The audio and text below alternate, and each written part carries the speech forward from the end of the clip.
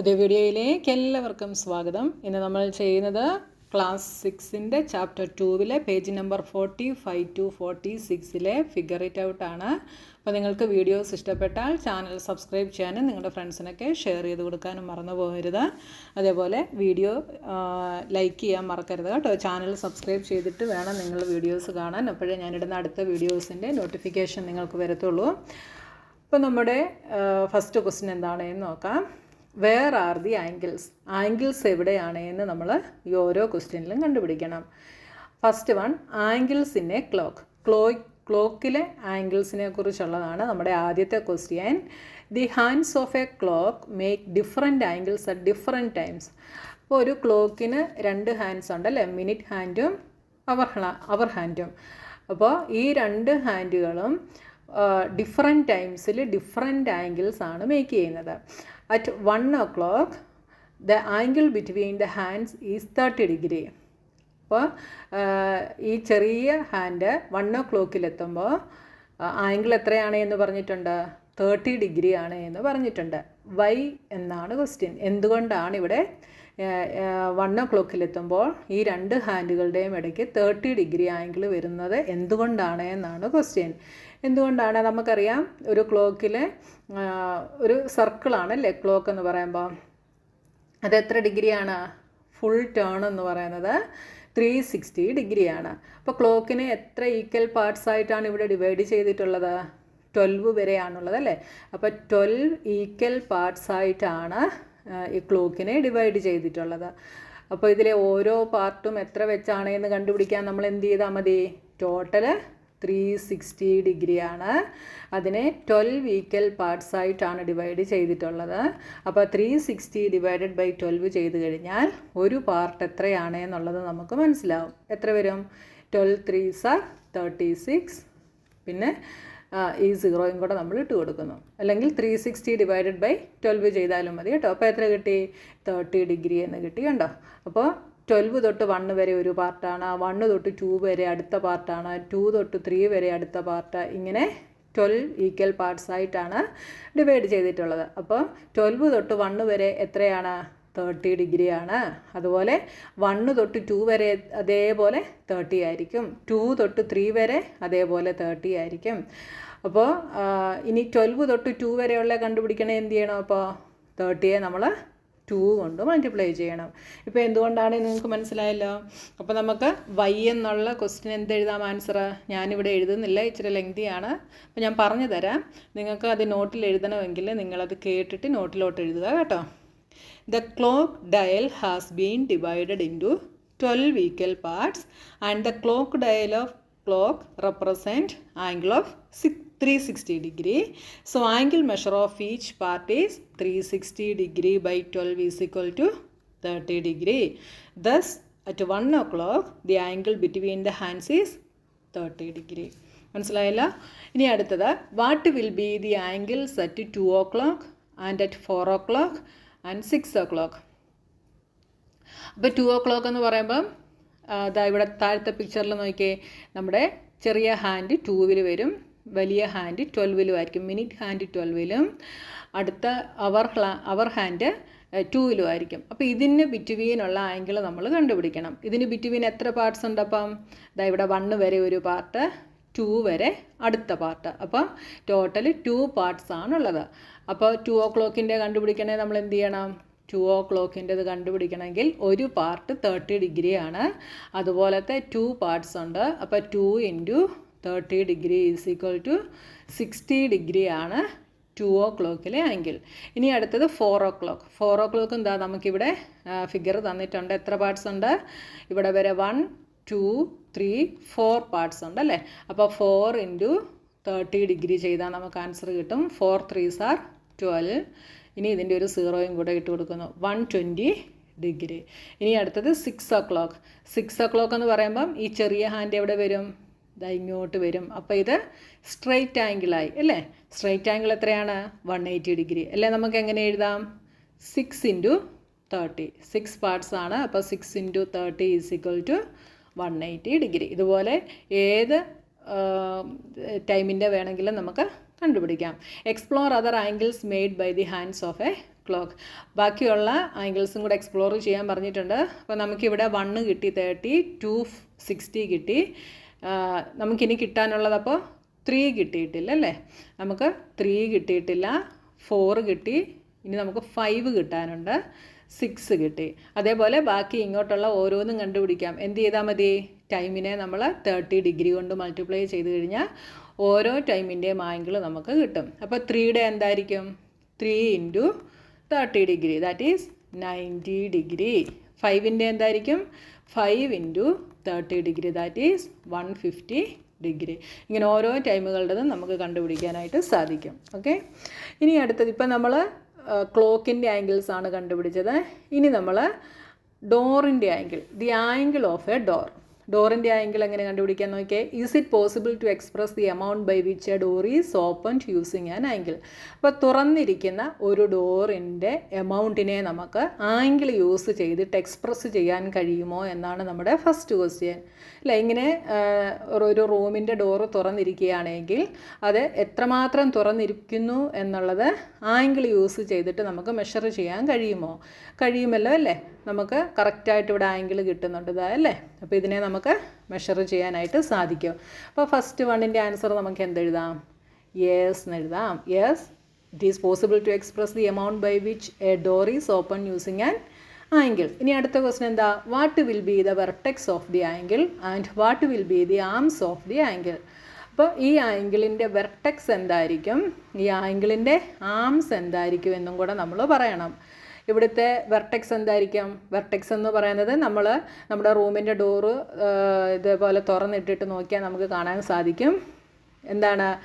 ഇതിൽ നമ്മൾ ഹിഞ്ചസ് വെച്ചിട്ടുണ്ടല്ലേ? അപ്പോൾ ഡോർ ഇങ്ങനെ തുറന്നിടുമ്പോൾ ഇവിടെ നമ്മൾ ഡോറിൻ്റെ വാതിലുമായിട്ട് നമ്മൾ ഹിഞ്ചസ് യൂസ് ചെയ്തിട്ടാണ് ഡോറിനെ ജോയിൻ ചെയ്തിട്ടുള്ളത്. അപ്പോൾ എന്തായിരിക്കും ഇതിൻ്റെ വെർട്ടെക്സ്?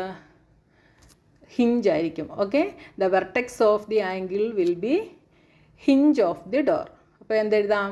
വെർട്ടെക്സിന് നമുക്ക് ഹിഞ്ച് എന്ന് എഴുതാം. ജി ആണ്, HINGE, hinge of the door. ഇനി what will be the arms of the angle? Arms എന്തൊക്കെയായിരിക്കും ഈ ആംഗിളിൻ്റെ? Arms of the angle will be എന്തായിരിക്കും? Wall and the door itself അല്ലേ?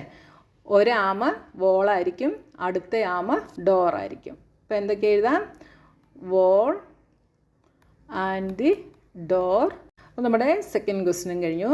ഇനി അടുത്തത് തേർഡ് ക്വസ്റ്റ്യൻ നോക്കിയേ. Vidya is enjoying her time on the swing. She notices that the greater the angle with which she starts the swinging, the greater is the speed she achieves on her swing. But where is the angle? Are you able to see the any angle? അപ്പോൾ വിദ്യ ഊഞ്ഞാലിൽ ഇങ്ങനെ ആടുമായിരുന്നു. പാടിക്കൊണ്ടിരുന്നപ്പോൾ അവൾ notice ചെയ്തു. എന്താണ്? അവൾ swing ചെയ്യാൻ തുടങ്ങുമ്പോൾ angle എന്താവുന്നു? Greater ആകുന്നു. അതേപോലെ സ്പീഡും എന്താകുന്നുണ്ട്? കൂടുന്നുണ്ട് എന്നുള്ളത് അവൾ ഊഞ്ഞാലിൽ ആടാൻ തുടങ്ങിയപ്പോൾ അവൾക്ക് മനസ്സിലായി. But where is the angle? അപ്പോൾ എവിടെയാണ് ആംഗിൾ എന്നുള്ളത് നമ്മൾ കണ്ടുപിടിക്കണം. അപ്പോൾ നോക്കിയേ, വിദ്യ സ്വിങ് ചെയ്യാൻ തുടങ്ങുന്നതിന് മുൻപ് ഈ ഊഞ്ഞാൽ എങ്ങനെയായിരുന്നു? സ്ട്രെയിറ്റ് ആയിട്ട് താഴോട്ടായിരുന്നു. ഇതാ ഇങ്ങനെയായിരുന്നു അല്ലേ? കറക്റ്റ് സ്ട്രെയിറ്റ് ആയിട്ട് താഴോട്ടായിരുന്നു. അപ്പം ഇതിനെ നമുക്ക് ഇമാജിനറി ലൈനായിട്ട് എടുക്കാം. ഈ റോപ്പ് എന്താണ്? Real slanting line. ഈ ഇമാജിനറി ലൈനിനും സ്ലാൻഡിങ് ലൈനിനും ഇടയ്ക്കാണ് നമ്മുടെ ആംഗിൾ വരുന്നത് അല്ലേ? വെൻ ഷീ സ്റ്റാർട്ട്സ് സ്വിങ്ങിങ് the rope of the swing is along the slanting line which makes an angle with the imaginary vertical line അല്ലേ? ഈ റിയൽ സ്ലാൻഡിങ് ലൈന് ഇമാജിനറി ലൈനുമായിട്ട് ചേർന്നിട്ട് എന്ത് ചെയ്യുന്നുണ്ട്? ഇവിടെ ആംഗിൾ ഉണ്ടാക്കുന്നുണ്ട് അല്ലേ? Are you able to see any angle എന്നുള്ളിടത്ത് നമുക്ക് എന്തെഴുതാം? യെസ് എന്ന് എഴുതാം അല്ലേ? എവിടെയാണ്? ഇമാജിനറി ലൈനിനും സ്ലാൻഡിങ് ലൈനിനും ഇടയ്ക്കായിട്ട് നമുക്ക് ആംഗിൾ കാണാനായിട്ട് സാധിക്കും. ഇനി അടുത്ത നമ്മുടെ fourth question. Here is a toy with slanting slab attached to its sides.